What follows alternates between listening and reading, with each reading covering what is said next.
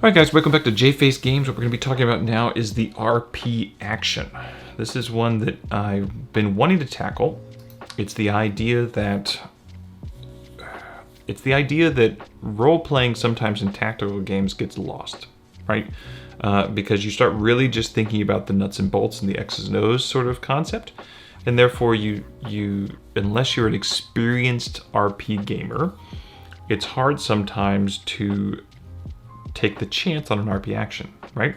If I've got this, thunder clap at will ability that's really good, but we're in a library and there's a bookcase, like me making the decision to push that bookcase down on the enemy versus using my thunderclap, that's hard for some people to do because they don't know what the result is of that. They don't know if they're going to succeed. They don't know if it's going to do X amount of damage. They don't know if it's going to hinder the enemies, etc.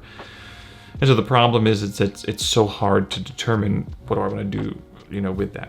So I wanted to build into the system an RP action that does not take away from your other actions. So typically you're going to have 2 actions on your turn.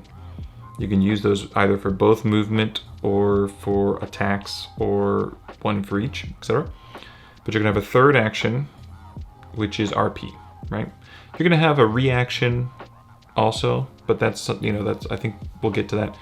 But you can have this third action RP, and what I like about this is that this RP action now, hopefully, it means that players don't want to waste the RP action on their turn, right? So then it gives them incentive to try and think of something to do with it.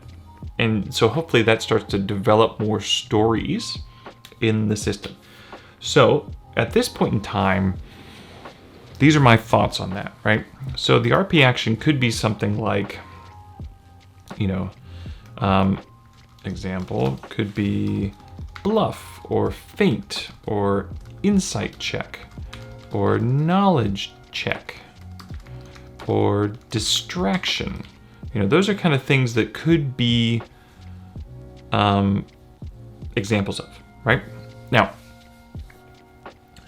the other thing that I thought about is that I like the concept of aspects from the Fate system, right? I like the idea of aspects. Sometimes they were just really hard to come up with on the fly for the player and for the DM, and sometimes it's hard to know what to do with them because I think that it was just very abstract, right? But I think that with the rest of this system being a little bit more concrete in nature, that having something like aspects in here might be actually a lot of fun. And so the aspects would be things that, in essence, you would put an aspect. And I'm going to put aspect here, but I don't want to steal the Fate word, but we're just putting it here for now.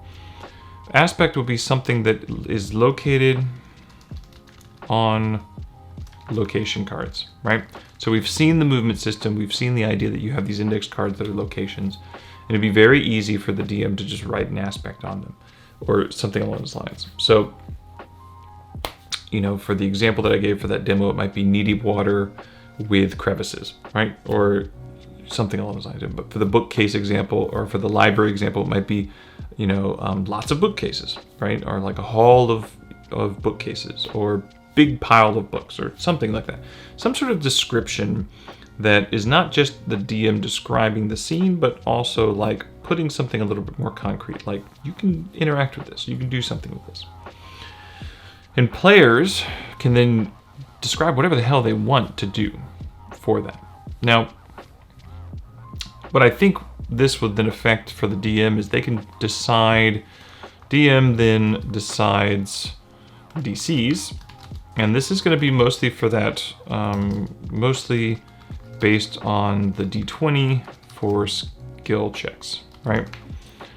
So it's that DC system, mainly because I think the DC system for skill checks is, for a D20, is very intuitive and very quick. Like you can very quickly do the math on a D20 and say, okay, let's just say 15, that kind of thing. Now, what I also want to point out in this system is what are conditions that get put on monsters, because say I try and do these things, well, what does that mean to me? Like, how can I determine what this means to me? And to streamline it at this point in time, because once again, I like streamline. I like making it very quick. I'm just going to put two, currently, I just want two conditions. And those conditions are, it's either hindered or eased, right? That's it. And in essence, this is like -1 and +1, right? And I think that the -1 and +1 are going to be such a big deal in this system, because sometimes you're rolling a d6 and each side of the dice is, 16.7% chance of getting a 1 versus 2 versus 3 versus 4. And so it's one of those things that getting that +1 shift makes a huge difference in terms of rolling higher. So I think that because it's increasing your chance by 16% of getting higher than a certain number than you did before. Whereas like on D20, it's a 5% increase, right? This is like a 16% if you have a D6. So I think it's a big deal. So now you have this system where, I'm going to try to bluff or feint. I'm going to try to I'm going to climb up onto these bookshelves and be above somewhat of the combat. So now certain defensive abilities maybe is eased for me, or certain attacks eased. This is where my thought is going at the moment. Now the only thing that I don't want to happen with this, and I'll put a little concern, is that in the last video, in Powers 3.0 video, we talked about how +1 is not taken lightly. It's a big deal to get a +1. So is this RP action, because you're going to be taking it every turn, just going to be dishing out +1s and -1s like crazy? And so is that a problem? I don't know. I don't know yet. So what'll probably happen is the RP action won't be in the beta test. It'll have to be workshopped, and we'll have to see how the math is, and then we'll add it in. But I like the idea of where it's going so far. It might not end up being a big deal, because you'll see in the next video I'm posting about monsters, is that monsters are going to break the rules a lot in terms of the stuff they're going to be doing. And they might be hindering or getting bonuses like crazy for themselves. And so it might end up being that the player being able to get that -1 or get that +1 from an RP action, coupled with their effort and the pluses they get from an effort, becomes a big deal.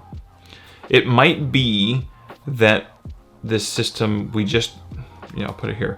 It might be that we just don't want static +1s in the system. You have to get them from efforts or from RP, right?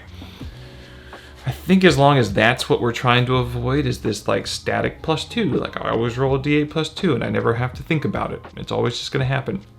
I think that's, as long as we avoid that, then we should be good. All right, that's it for today. That's it for this video. Hit the subscribe button, hit the like, hit the bell, I guess, too. There's so many buttons to click. There's so many buttons. Leave a comment. I want to know what you're thinking. I'm hoping we can get this thing rolling even faster. All right, guys.